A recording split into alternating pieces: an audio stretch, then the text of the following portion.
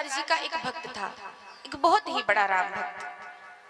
प्रायः हम सबकी भक्ति होती है, सुबह शाम पूजा करते हैं, दिन भर भगवान का एको बार नाम नहीं लेते, किंतु वह भक्त ऐसा था जो हर कार्य में राघव सरकार का नाम लिया करता था, और उसका नाम था भोला। भोला क्यों नाम था? क्योंकि बड़ा ही सरल स्वभाव था उसका, जैसा नाम वैसा काम। अब भोला भगत जी की ये आदत थी, अगर कोई कुछ भी कहे तो भोला जी कहते हैं मैं क्या जानूं, मेरे राम जी जाने। कोई भी पूछे भैया ये बात कैसी है, तो भोला भगत तुरंत कहते मैं क्या जानूं, मेरे राम जी जाने। एक बार की बात, भोला भगत की एक बिटिया थी, बिटिया सयानी हो गई। तो अब बिटिया महाराज किसी के भी घर में हो, सयानी होती है तो माता पिता को चिंता होती है बिटिया का ब्याह कैसे करेंगे।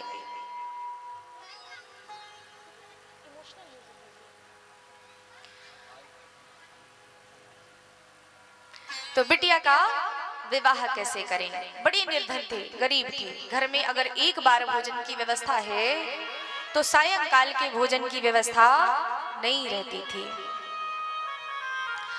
भोला भगत जी बड़ी चिंता में थे। उनके बेटों ने आके उनसे कहा पिताजी, जो हमारे नगर में सेठ हैं उनसे कुछ धन ले लीजिए, बहन का विवाह कर दीजिए और धीरे धीरे हम सब कमा के उनके धन को चुका देंगे।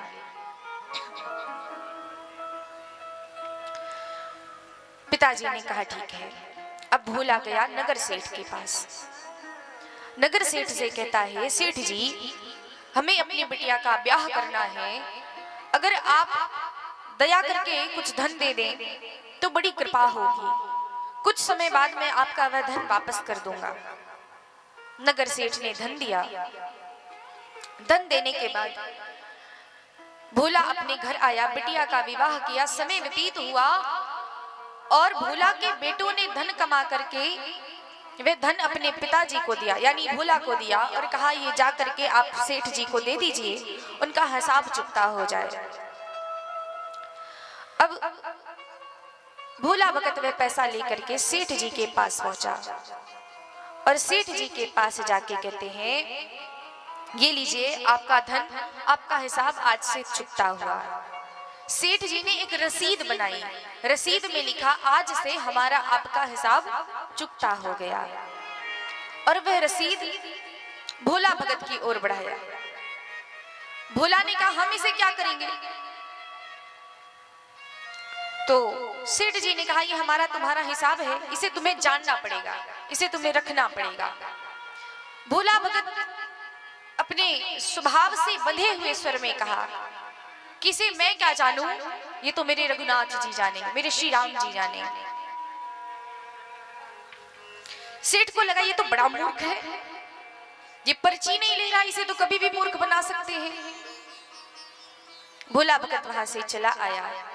कुछ दिन बाद वही सेठ जाकर के स्वयं ही अदालत में मुकदमा जारी कर दिया भोला भगत के नाम से कि इसने अपनी बिटिया के ब्याह के लिए हमसे पैसे लिए थे, आज तक इसने पैसा चुकाया नहीं है।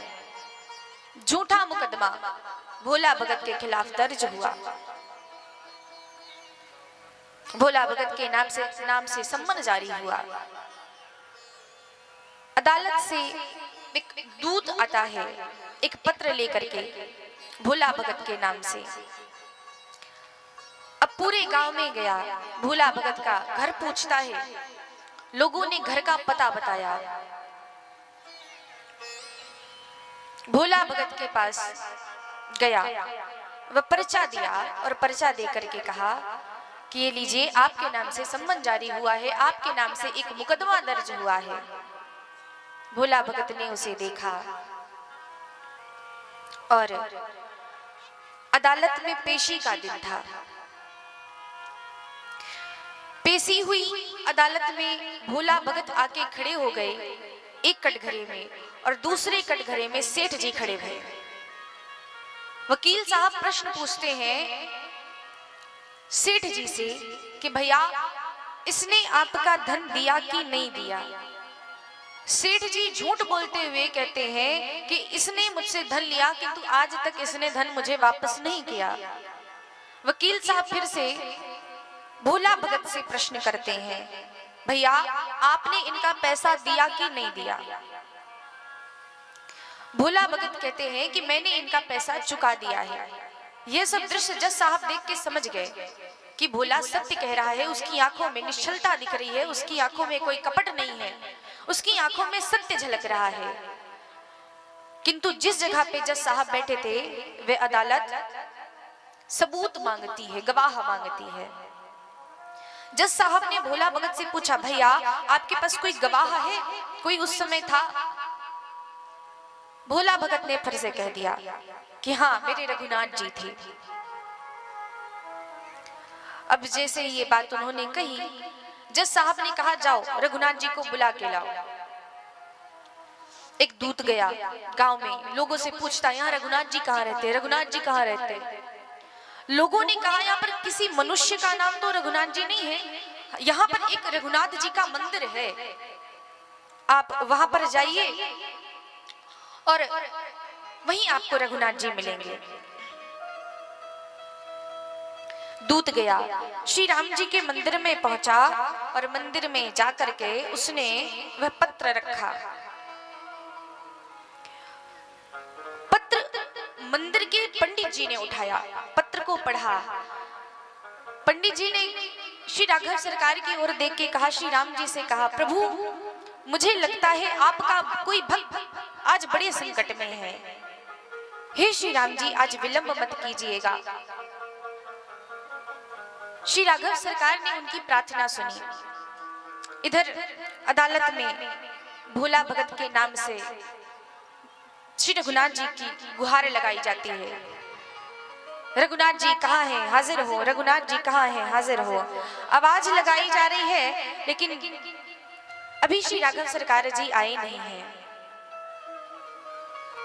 और भोला भगत अपने नेत्र को बंद करके भगवान का स्मरण कर रहे हैं, प्रभु मैंने सदैव आपकी भक्ति की है, आज मेरी लाज नहीं जानी चाहिए, मैंने असत्य नहीं बोला, मैंने झूठ नहीं कहा है तो मेरी लाज ना जाए। भगवान का स्मरण कर रहे हैं। हरे राम राम राम हरे हरे, हरे कृष्ण कृष्ण कृष्ण हरे हरे। और भाव कैसा है हे श्री राघव सरकार, अगर आज आप नहीं आए तो बड़ा विलंब हो जाएगा। क्या भाव, कैसा भाव है? पकड़ लो हाथ रघुराई, नहीं तो डूब जाएंगे। पकड़ लो हाथ रघुराई, नहीं तो डूब जाएंगे। पकड़ लो हाथ रघुराई, नहीं तो डूब जाएंगे। पकड़ लो हाथ रघुराई, नहीं तो डूब जाएंगे। हमारा कुछ न बिगड़ेगा, हमारा कुछ न बिगड़ेगा। तुम्हारी लाज जाएगी, हमारा कुछ न बिगड़ेगा, तुम्हारी लाज जाएगी। पकड़ लो हाथ रघुराई, नहीं तो डूब जाएंगे। भोला भगत अपनी तरफ से गुहार लगा रहा है। अदालत में आवाज लगाई जा रही है, रघुनाथ जी हाजिर हो, रघुनाथ जी हाजिर हो। उधर मंदिर में बैठे पंडित जी प्रभु से प्रार्थना कर रहे हैं, हे रघुराई देर मत कीजिएगा। मैंने सुना है जब भी आपके भक्तों के ऊपर कष्ट आता है, जब भी आपके भक्तों के ऊपर संकट आता है, आप दौड़े जाते हैं। प्रभु आज भी आपके किसी भक्त के ऊपर कोई संकट आया है, हे रघुराई देर मत कीजिए। पहली आवाज आई, रघुनाथ जी हाजिर हो। दूसरी बार आवाज लगाई गई, रघुनाथ जी हाजिर हो। और हाजिर हो रघुनाथ जी ऐसे 3 नारे जो लगाए हैं।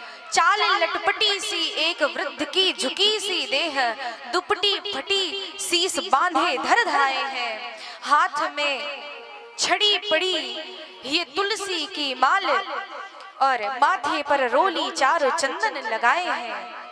और बड़े ध्यान से सुने, आज श्री राघव सरकार जी क्या करते हैं। साहब के सामने विनीत चपरासी बन, आज रघुनाथ जी गवाह बन आए हैं, आज रघुनाथ जी गवाह बन आए हैं। भक्त की ऐसी करुण पुकार श्री राघव सरकार के कानों में पड़ी, जिसकी अदालत में सारे देवता खड़े हो जाते हैं, जिसकी अदालत में सभी मनुष्य खड़े होते हैं। आज वो श्री राम जी अपने भक्त के लिए गवाह बन के आए हैं। जज साहब अपनी कुर्सी पे बैठे हैं, भोला अपने कटघरे में बैठा है, सेठ जी अपने कटघरे में खड़े हैं।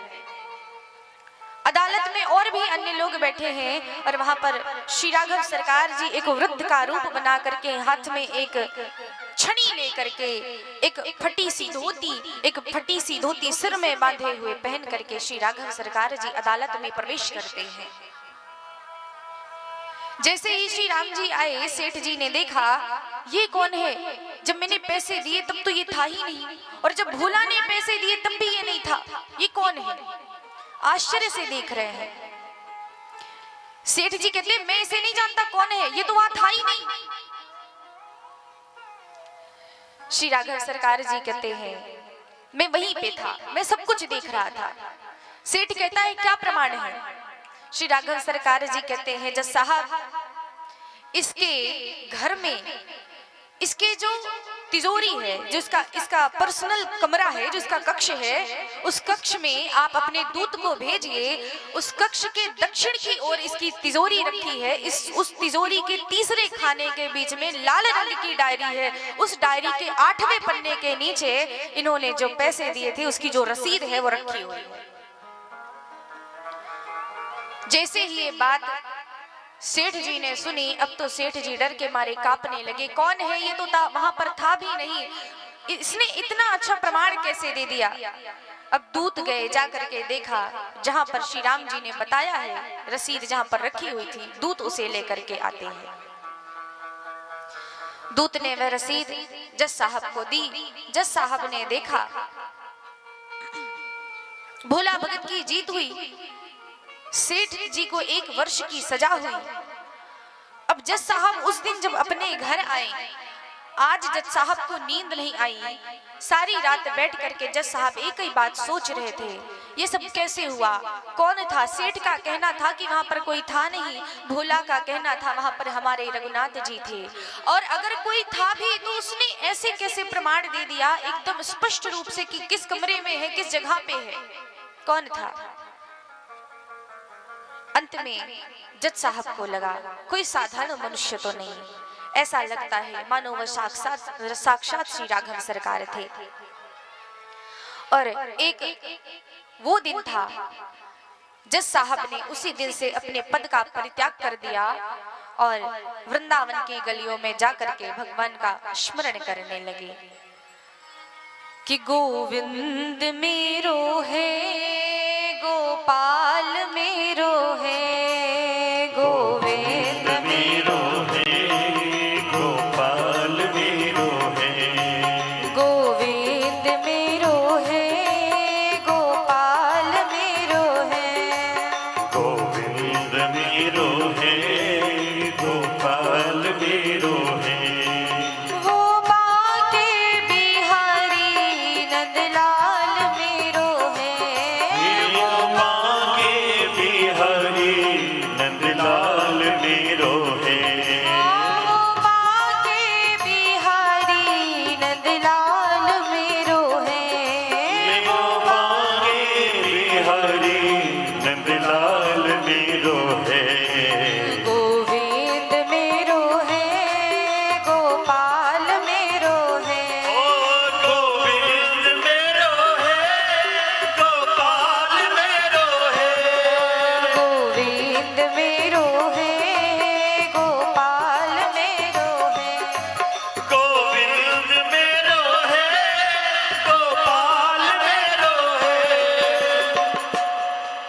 भक्तों का ऐसा भाव है। हे श्री राघव सरकार जी, न पूछो मेरा रंग, न पूछो मेरा रंग कि मैं किस मौज में हूँ, न पूछो मेरा रंग कि मैं किस मौज में हूँ, संसार को भूल करके आज तेरी खोज में हूँ। ऐसा भक्तों का भाव। श्री राघव सरकार जी अपने भक्तों पर सदैव कृपा करते हैं। आज गुरु विश्वामित्र जी से प्रश्न करते हैं, गुरुदेव ये पत्थर कैसा, ये शिला कैसी? गुरुजी कहते हैं, भैया गौतम नारी श्राप बस उपल